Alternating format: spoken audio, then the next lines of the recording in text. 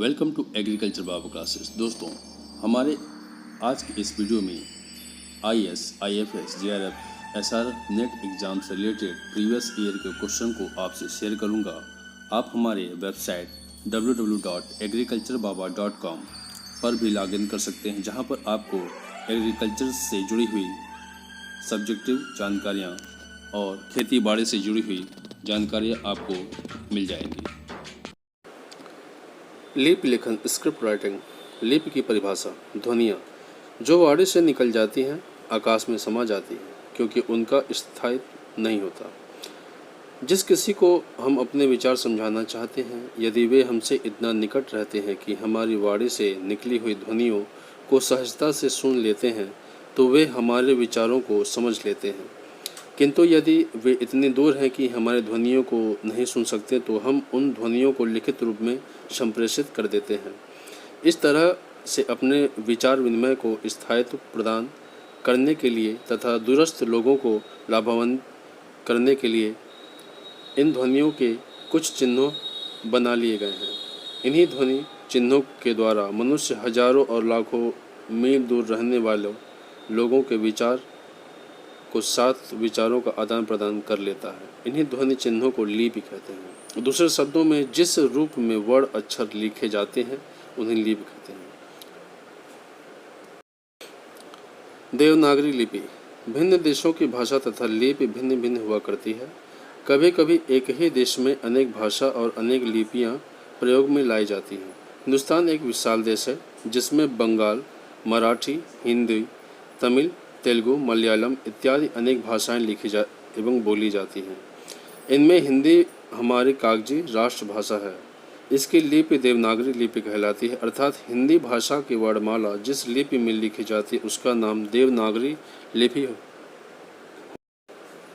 मात्रा प्रयोग: व्यंजनों के भिन्न भिन्न उच्चारणों के नियमित उनके साथ स्वर जोड़े जाते हैं और उस समय स्वर के बदले हुए रूप को मात्रा कहते हैं। बाहर खड़ी के साधारण नियमों के अलावा मात्रा संयोग में कुछ विशेषताएं भी होती हैं, जैसे उ और बड़ा ऊ की मात्राएं र में मिलने पर उनका आकार कुछ निराला हो जाता है। आधा र प्लस ऊ रू, र प्लस ऊ रू। दूसरा है द और ह में री की मात्रा लगने से उनके रूप में क्रमशः द्रि और ह्री हो जाते हैं।